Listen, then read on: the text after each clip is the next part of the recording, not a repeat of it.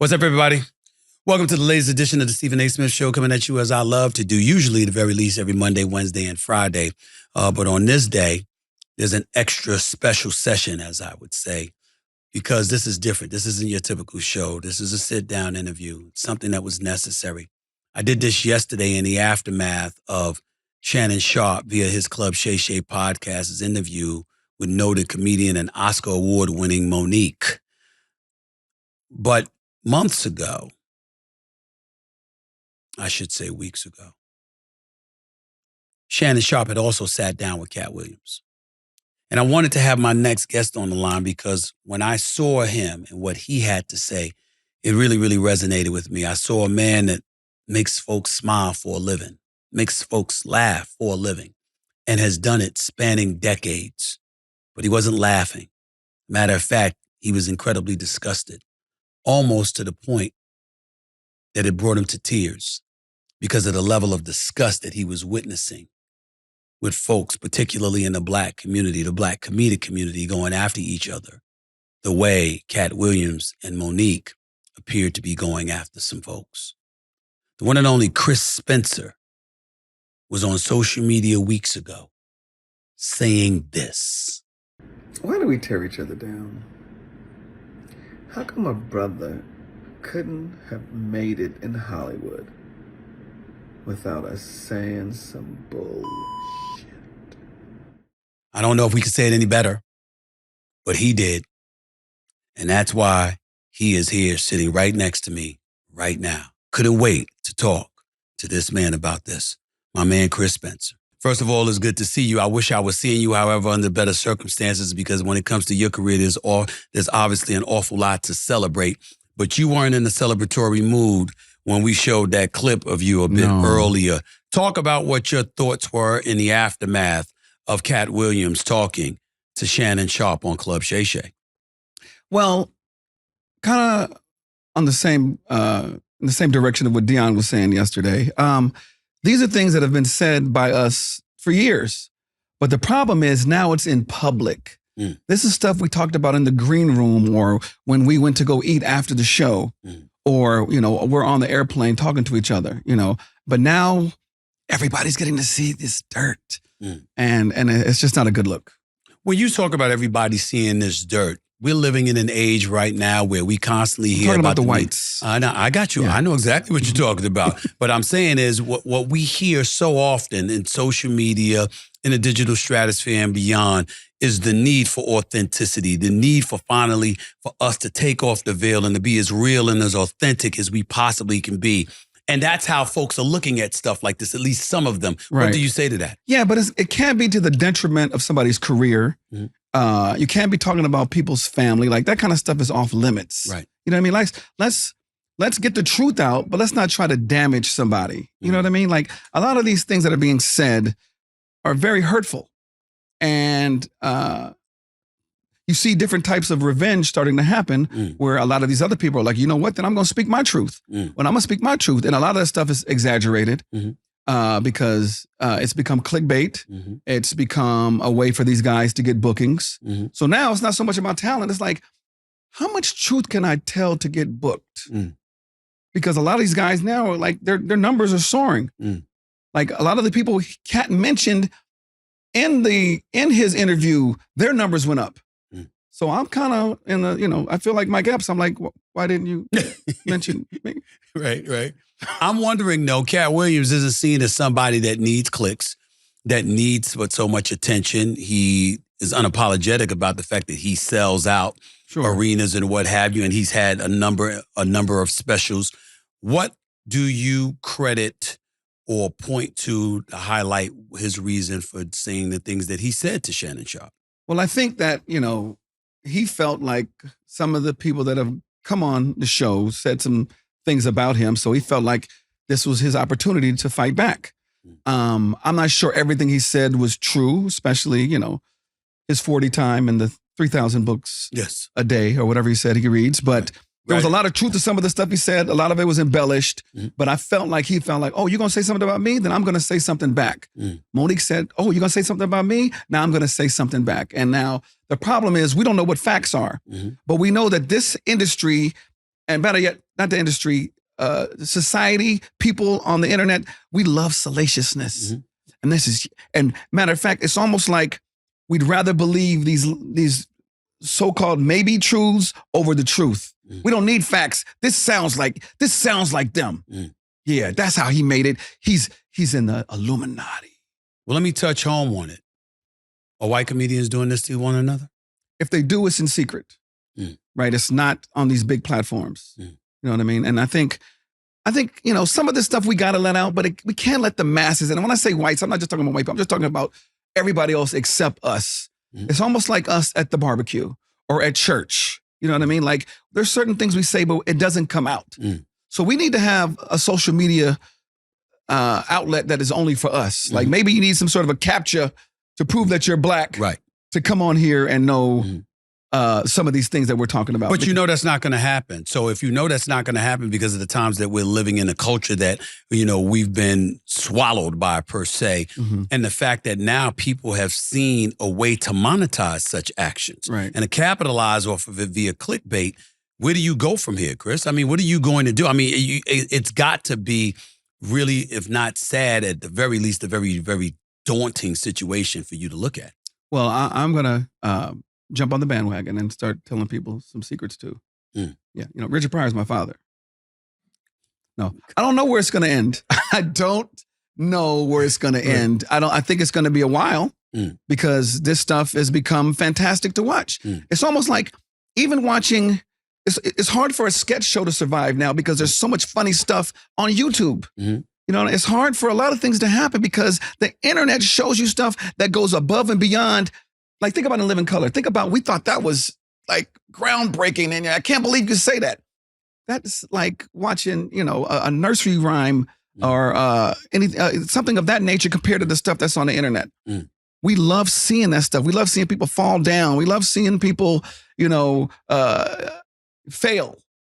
A lot of these. There's an app called Girls Failing or Girls Falling Down, and it's like got billions of followers. I've never watched it, but I heard a lot of people enjoy these sort of apps. I guess what I'm asking is this, though. I'm looking at the comedic world, particularly the black comedic world, and I'm thinking about y'all careers because that's one of the messages that I received from you listening to you on social media when you were really lamenting this situation involving Cat Williams just the other day. And obviously in the aftermath of what Monique has had to say, I'm sure you've got additional feelings about that fall in line with what you were alluding to there.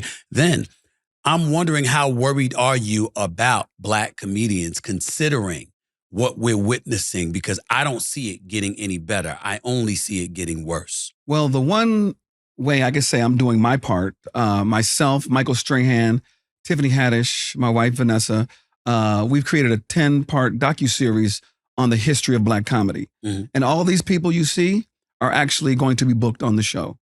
So whether they're going to be at a round table together or doing separate interviews, a lot of this stuff will probably be discussed, and we will also ask for some of the solutions that could possibly happen and what is their opinion about some of these things.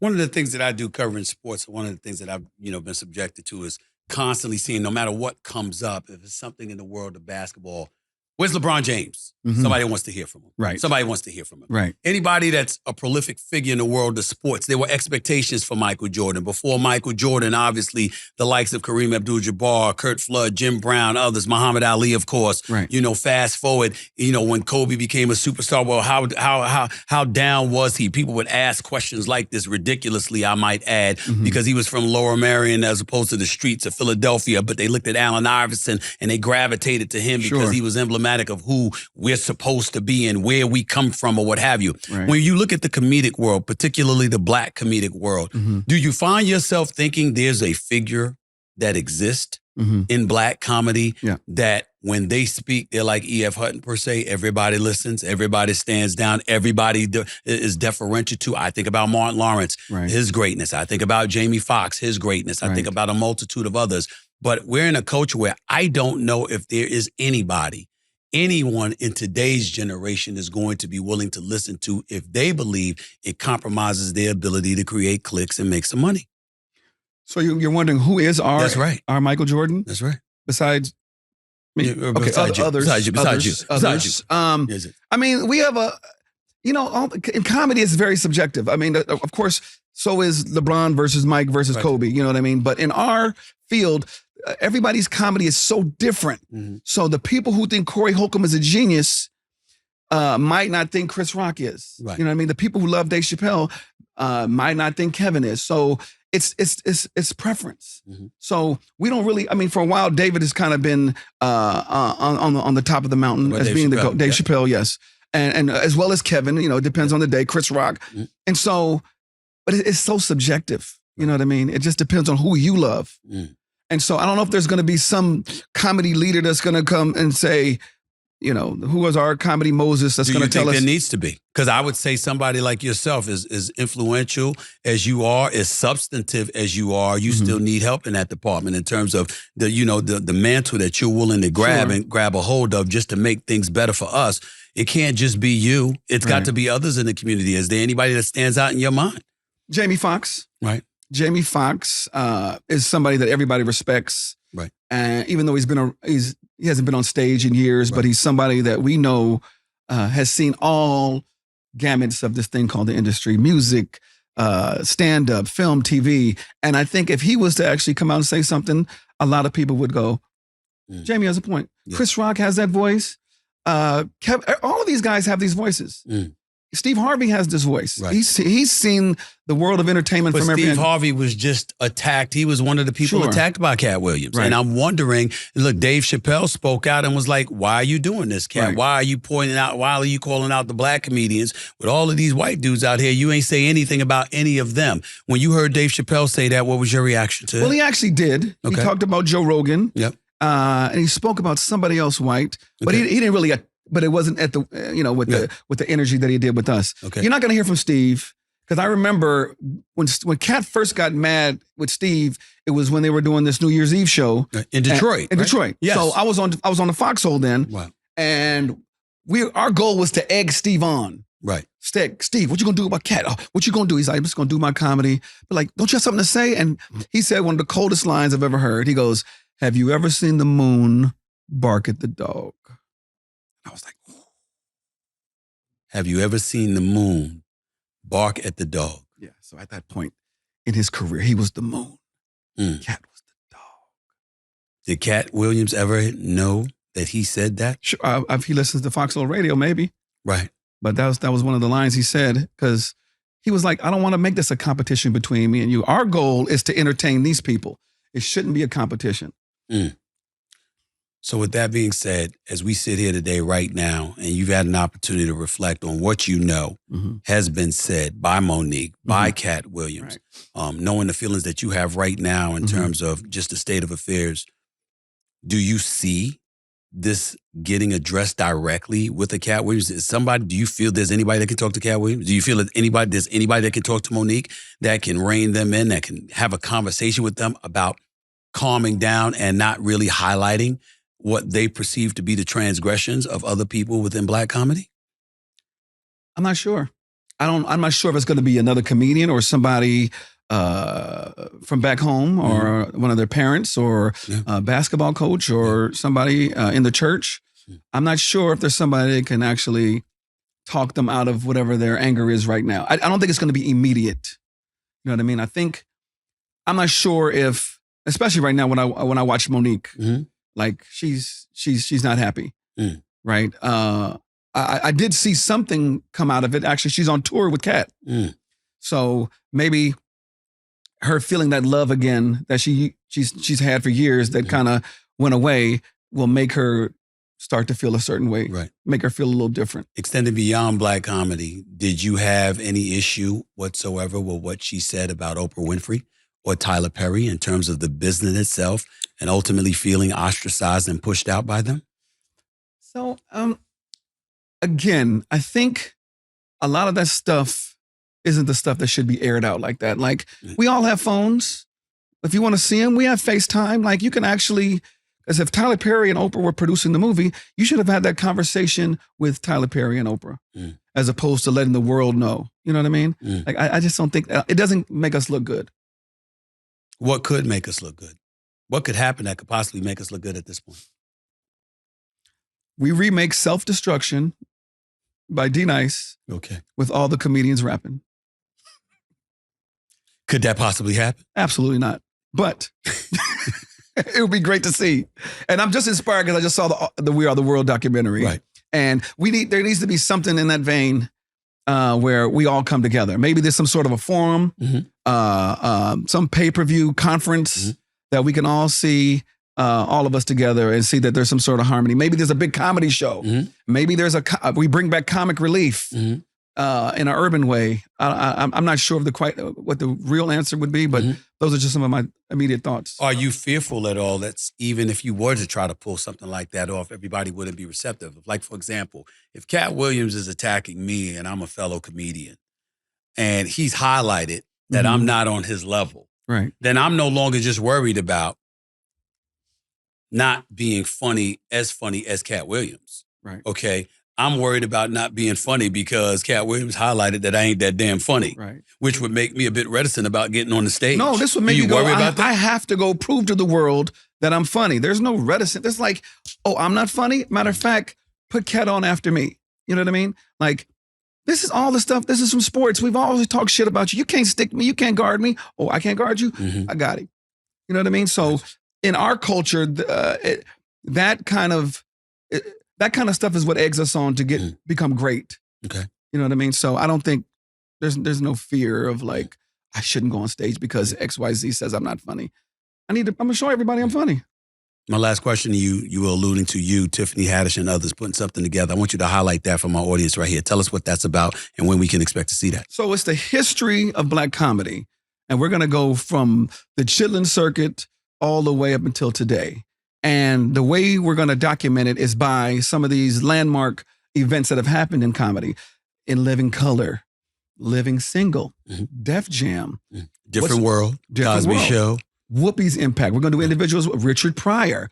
Let's talk about the Chitlin Circuit, although it has a negative connotation to those who don't know what it is. But this is the back roads that we had to take to perform. Right. We're going to highlight that. We're going to talk to the success of Tyler Perry. So there's 10 episodes that we're going to put out there and really just put a nice spotlight on who we are as a people and as comedians. It's possible that if you do that and you do that right, maybe it'll touch somebody's soul and spirit in the right way, and they will refrain from doing this kind of stuff in the future, just like you said you hope they will. That's the goal. That's the goal. Appreciate you, big time. Always a pleasure. One and only Chris Spencer right here with Stephen A. Stephen A. Smith Show over the digital airwaves of YouTube. Back with more in a minute.